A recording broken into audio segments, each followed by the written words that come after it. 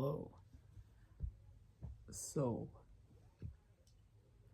I don't have 50 subscribers, so I'm not able to go live on YouTube and spin my prayer wheel for causes like world peace or the earthquake that just happened in Myanmar. So, until I get 50 subscribers, I'll be spinning my prayer wheel and posting these videos and shorts. And then eventually, I'll get 50 subscribers. And I'll be able to do this exact same thing, but live. And you all can join in. And you all can spin your prayer wheels with me. Or, chant mantra, whatnot. And if there are some causes that are passionate to you guys that you want to have us all do like group prayer wheel and mantra for, go ahead and suggest it. Once I get 50 subscribers and I'm able to go live, and we'll have live sessions and we can all get on and spin prayer wheels and do mantra for causes that we're passionate about.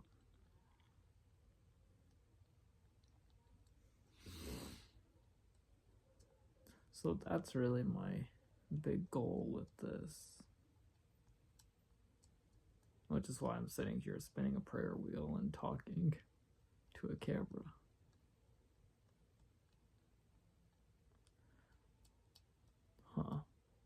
In many ways, this is very much like a podcast. And I'm just thinking. In fact, this is actually very good practice. This is like a fun way to get into vlogging. I've been considering maybe getting into vlogging as a way to express my thoughts in a way that's not journaling or verbally dumping on my friends or my students. I teach kids.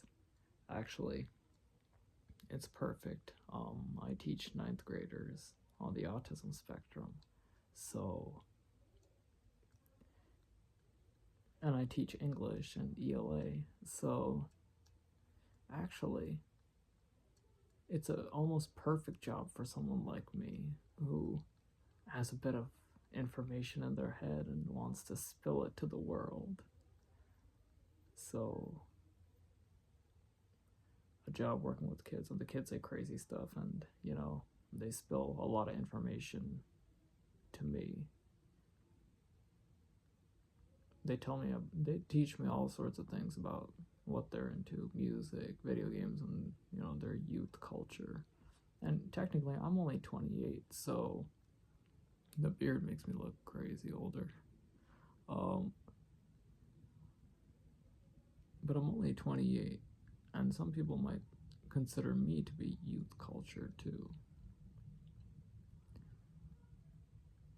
While I'd agree, I'm definitely getting a little more advanced in age. Like, I'm not the same category of youth of like a 16-year-old, for example,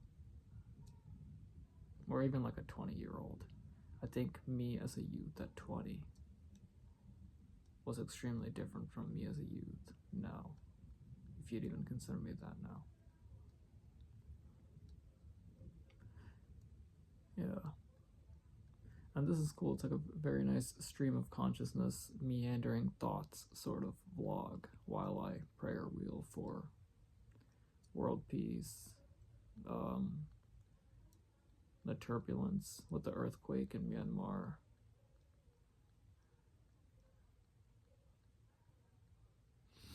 Maybe if I had a difficult time with someone throughout my day, I try to spin the prayer wheel for them. Actually, something I've been reflecting on is recently is I think we all have a sense of wanting to do things out of a sense of reacting or responding to the world. Not saying these are bad, I think these are all natural, normal tendencies we have to want to react and respond to stimuli and phenomena. And one thing I've been thinking about as I identify my urges to do things and act, I try to take that energy and put it into the prayer wheel. And it's nice. It translates well, I think. It feels like I'm doing something, so maybe my brain doesn't know the difference, so it feels satisfied in that way. Like, oh yeah, okay, you're doing something. But it's not the same as doing something like I'm yelling and doing something, or I'm insulting someone and doing something. Those are all doing things too, which I've done. But those aren't healthy expressions of my emotions. And actually, the only reason we'd want to examine why we do things is if we feel that the way we do things or what we do is maybe hurting others, in that Buddhist sense. So, really, I was examining my urge to do things and act from a place of negative emotions. There doesn't seem to be much issue when I'm doing things from a place of positive emotions. Although some people might argue that someone who is too intoxicated with their positive emotions, like being in the Deva realms, essentially, being way too intoxicated with pleasurable senses of mind in a way, that also has been argued to be unhealthy and unbalanced. So doing things from a pleasurable state of mind is also worth contemplating with yourself, I think. And I try to do that as well. Which then ties me into the stuff I think about with the fifth lay precept of some people, of no intoxicants, it says. Some people, and take it like no intoxicants whatsoever, no cigarettes, no alcohol, no weed, or shrooms, or meth, or anything really.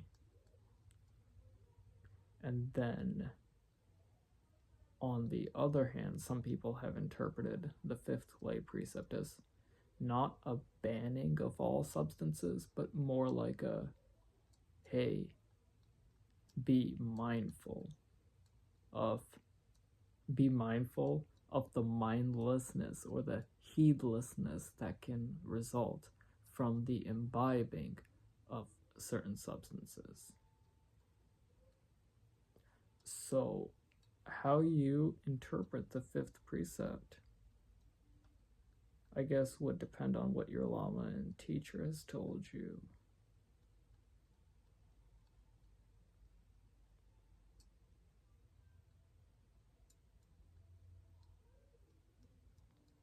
So if your Lama, like I know some people have told me, I stayed at Sravasti Abbey for a month this past summer. Very amazing experience. While I was there, someone told me that when the Dalai Lama gives the 5 lay precepts, he gives the 5th precept in such a way that the Tibetans can still enjoy a beer that's very important to their culture. Important to their culture, or just very fundamental to the social makeup of their culture, perhaps. But either way, the Dalai Lama takes that into account. So him giving the 5th precept isn't like a ban of all substances in a way. And I think maybe he's taught to be mindful of the mental effects of substances and being mindful of that as the 5th precept. Meanwhile, the abbess of Sravasti Abbey, Venerable Children, who I received the 5th precept from, even though I didn't ask her and she didn't say it explicitly, and in fact, when she gave the 5th precept, she made it sound very strongly like, hey, think about how you've sought refuge in substances in the past before, and think about how they didn't really provide you with as much lasting happiness as working on your emotions and working on your good qualities and taking Buddhas and teachers and good people as your role models. So compare all that wholesome stuff with the pleasures that you sought with drugs as a refuge. She made it sound like that. There wasn't really a binary of do this, don't do that. And she didn't really use that type of language, which makes me suspect that her interpretation of the fifth precept is also very much in line with how I've heard the Dalai Lama to give it, which is to be mindful of the effects of the heedlessness that can result from affecting your mind with substances. And the only reason I'm kind of going back and forth with this in my head right now is because one of her very long-time students, over like 20 years now, I think he told me that, and he's taken refuge with venerable children before, and he said something like, she's venerable children is hardline, no substances, no nothing whatsoever. So yeah, this is probably a point of clarification I need to clarify.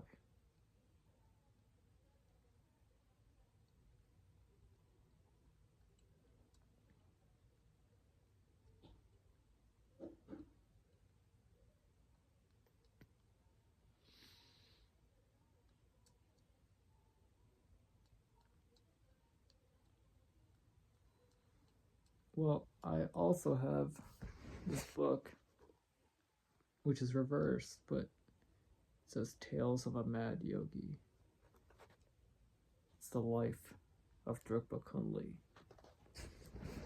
considered like a wild yogi and like a wild Mahasiddha. In fact, I thought about it. I thought about maybe wearing my Nagpa shawl, the red and white one, but I actually sort of didn't want to, because think about it this way: if I come in here all theatricized out with all my Dharma implements, maybe people will be like, oh, he's just all talk, he just puts on the clothes and he's not actually a practitioner. But I thought a better idea would be, this is a nice preliminary video. I just come in here and I just talk all about, oh, bodhicitta, but I never really even said bodhicitta once. But I definitely think about it quite a bit. So I feel like people can see that. I hope people see that. So next time when I post these videos, I'll have my Nagpa shawl on, and you guys can feel free to don yours. We're all practitioners together, spinning prayer wheels and doing mantra for the benefit of the causes we believe in. So yeah, until I'm able to go live, I think I'll just post these videos regularly.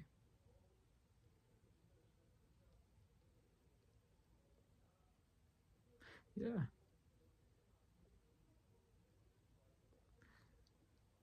Try to do like minimal editing, real stream of consciousness. It's real raw. Just sit here, and in a way we're just kind of meditating with each other, and whatever you choose to do, you could walk with this, you could drive to this. I do driving meditation all the time. In fact, check this out. Look. Pause this. I have a little prayer wheel, because, dude, I can't swing this in my car without hitting the steering wheel. And, I think driving is a great way to interface with strangers in a really impersonal way and try to do good for them. But sometimes, if things feel like really like inhumanly like impossible, like my human body is not able to help others right now given the confines of it and the confines of my car and things, bust out the little prayer wheel, give you some hope when you feel like you're not able to help others and your regular prayer wheel was too big to bring with you. Bust out the portable travel prayer wheel. So no matter where you go, you have capability to do something good for others, and it fits in your pocket, and it doesn't require Wi-Fi or batteries. You just pull it out.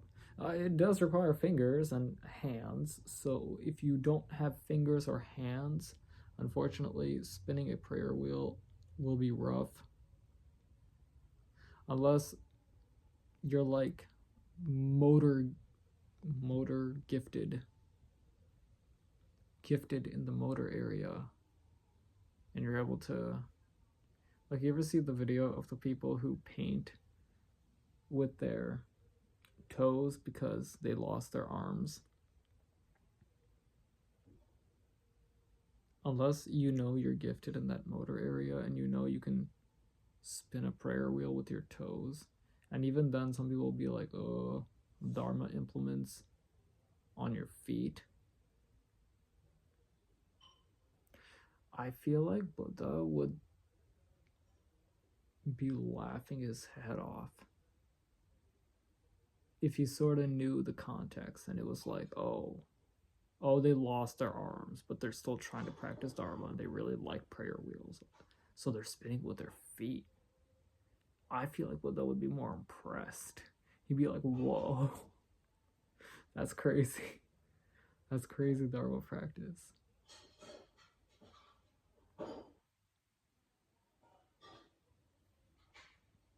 Okay. So yeah, as you can see, I have a few prayer wheels, and so I have at least a few ways to practice Dharma in a consistent way, decent way, unintrusive to others way.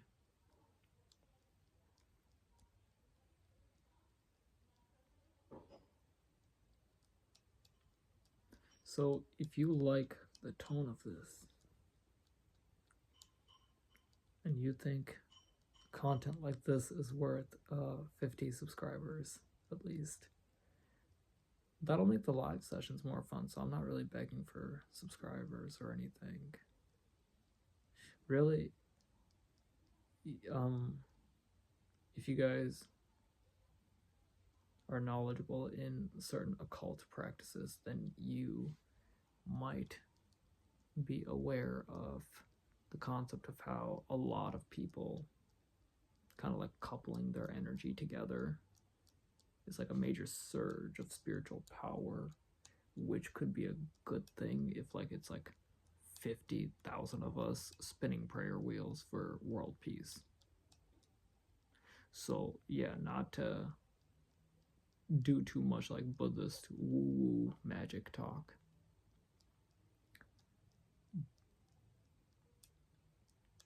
Basically, I'm saying like the collective power of prayer.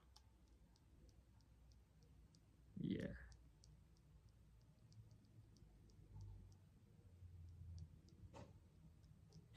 Okay, thanks for listening to me talk.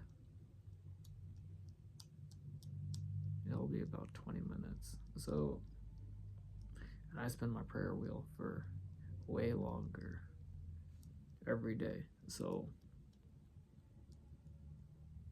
yeah, it's one of my favorite practices. So, I'd highly recommend people to do prayer wheel practices, and if you've learned visualizations, those are good too. I have some visualizations I do with my prayer wheel, which I might go into later. But thanks for listening.